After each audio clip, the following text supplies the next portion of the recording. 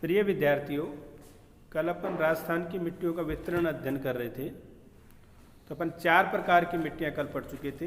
पहले रेतीली मिट्टी, दूसरी भूरी रेतीली मिट्टी, तीसरी लाल व पीली मिट्टी, चौथी लाल लोम मिट्टी।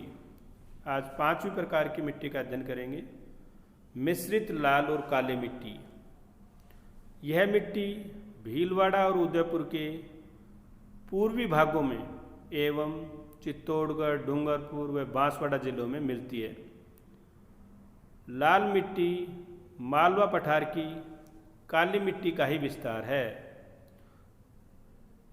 यह मिट्टी आमतौर पर हल्के गठन वाली है और इसमें चूने के अंश कम पाए जाते हैं। इसमें साधारणतः फास्फेट, नाइट्रोजन, कैल्शियम और कार्बनिक पदार्थों की कमी पाई जाती है। विभिन्न स्थानों पर इसकी फर्टिलिटी या उर्वरा शक्ति तथा गहराई में विषमता पाई जाती है। काली मटियारी मिट्टियों की किस्म अच्छी नहीं होती। सामान्यतः उपजाऊ मिट्टी है जिसमें कपास, मक्का आदि फसलें प्राप्त होती हैं। 6ठी प्रकार की मिट्टी मध्यम काली मिट्टी। यह मिट्टी राजस्थान के दक्षिणी पूर्वी भागों में जैसे झालावाड़, बूंदी, बारा, कोटा आदि जिलों में मुख्य रूप से पाई जाती है। यह मिट्टी गहरे भूरे रंग की मटियारी और दोमट के रूप में मिलती है। काली मिट्टी और कच्छारी मिट्टियों के मिश्रण नदी घाटियों में पाए जाते हैं। सामान्यतः इन मिट्टियों में फास्फेट, नाइट्रोजन और जैविक पदार्थों की कमी मिलती है, लेकिन कैल्शियम और पोटास की मात्रा इनमें बहुतायत या पर्याप्त मात्रा में मिलता है। यह मिट्टियाँ व्यापारिक फसलों के लिए अच्छी उपज वाली होती है। सतही रंग के आधार पर इस मिट्टी को 3 भागों में बांटा गया है। पहला, भारी मिट्टी। यह मिट्टी सतह पर चिकनी है, जबकि इसकी नीचे की परतों में मटियाली दोमट मिट्टी पाई जाती है। यह मिट्टी धूसर, भूरी से गहरी धूसर भूरे रंग की मिट्टी के रूप में काफ़ी गहराई तक मध्य परतों की क्षैतिज अवस्था में मिलती है तथा पीली भूरी से भूरे रंग की मिट्टी निम्नतम गहराई की परतों में मिलती है। दूसरा, मध्यम भारी मिट्टी। इस मिट्टी का सतही रंग धूसर भूरे रंग के बीच होता है। कुछ स्थानों पर यह मिट्टी काफ़ी गहराई तक दृष्टिगत होती है। इसकी सतही गठन काफ़ी सरल होता है। तीसरा उपप्रकार, गहरी मध्यम भारी मिट्टी। यह मिट्टी काफ़ी गहरी है। इसकी पार्श्व संरचना से यह पूर्ण विकसित स्तंभ खंड के रूप में दृष्टिगत होती है।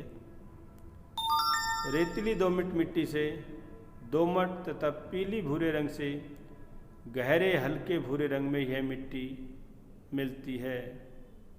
यह मिट्टी काफ़ी कठोर एवं संगठित होती है। सवाई माधोपुर के कुछ भाग में गहरी और लोम मिट्टी मिलती है।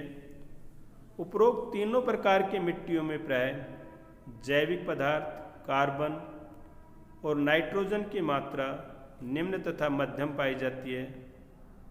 यह उपजाऊ है, इसलिए इसका उपयोग कृषि कार्य में अधिक किया जाता है। कच्छारी मिट्टी। राज्य के पूर्वी भागों में मुख्यतः भरतपुर, धौलपुर, दौसा, जयपुर, टोंक और सवाई माधोपुर जिले में यह मिट्टी मिलती है। यह लाल रंग की होती है क्योंकि इसमें लोहे के ऑक्साइड अधिक पाए जाते हैं, जिसके कारण इसका रंग लाल होता है। इसमें चूना, फास्फोरिक अम्ल और हुमस की कमी पाई जाती है। यह गठन में मटियाली से रेतीली दोमट होती है। भरतपुर, सवाई माधोपुर और टोंक की मिट्टियाँ पीली अथवा लाल रंग की होती हैं।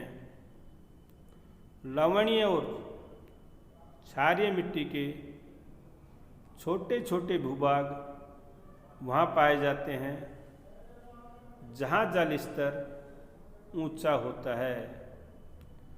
मिट्टियों की ऊपरी परतों में पीला भूरा अथवा गहरा रंग होता है। इन मिट्टियों का गठन बलुई कांप से चीका कांप तक पाया जाता है। कृषि के लिए यह मिट्टी बहुत उपयुक्त है, लेकिन पानी की आवश्यकता पड़ती है। तो मिट्टी की फर्टिलिटी तो खूब है भाई, लेकिन पानी होगा तभी कृषि होगी। इसलिए आजकल होगा मिट्टी खूब उपजाऊ है काफ़ी क्षेत्रों में, लेकिन वहाँ पानी नहीं है, जिसके कारण वहाँ खेती नहीं हो पाती है। बिना जल के कृषि लगभग अब असंभव सी लग रही है। आप अपने आसपास के क्षेत्रों में देखते हो, पड़ोस में चले जाओ, ये सारा पाटन से आगे नीमका थाना बेल्ट तक यहाँ खूब अच्छी मिट्टी पाई जा रही उपजाऊ, लेकिन पानी चला गया। इधर हरियाणा बेल्ट में चले जाओ, नांगल चौधरी से लगा करके आप नारनौल, गोद बढ़ावा तक, तो इन क्षेत्रों में मिट्टी फर्टिलिटी तो खूब है, लेकिन बिना पानी के उसका उपजाऊपन किस काम का। आखिरी 8वीं भूरी रेतीली कछारी मिट्टी। यह मिट्टी राजस्थान के अलवर, भरतपुर जिले के उत्तरी भाग तथा गंगानगर जिले के मध्य भाग में मिलती है। सामान्यतः इसका रंग कुछ ललाई व भूरापन लिए हुए है। इसमें चूना, फास्फोरस और हुमस की कमी मिलती है। इन भागों में राजस्थान की व्यावसायिक व खाद्यान्न आदि फसलें उगाई जाती हैं। गंगानगर की जलोढ़ मिट्टी से कपास और गेहूं की अच्छी फसल प्राप्त होती है। अलवर व भरतपुर जिले में, ये अपने एडजॉइनिंग डिस्ट्रिक्ट है जयपुर के, देखो विद्यार्थियों, जो सरसों हैं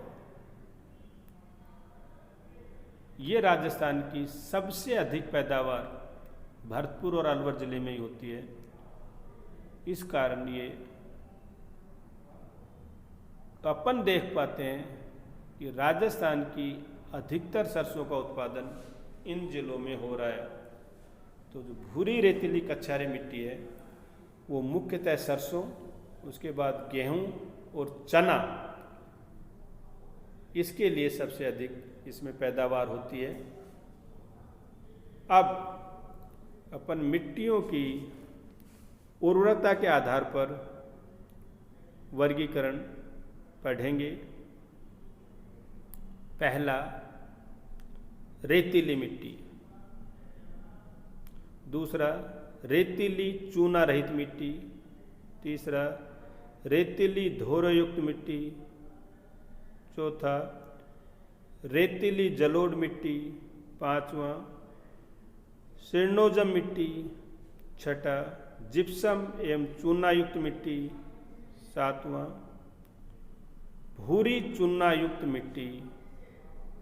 आठवां, लवणीय एवं क्षारीय मिट्टी। नौवां, नई जलोढ़ मिट्टी। 10वां, धूसर भूरी जलोढ़ मिट्टी। 11वां, पीली भूरी मिट्टी। 12वां, लाल दोमट मिट्टी। 13वां, गहरी सामान्य काली मिट्टी।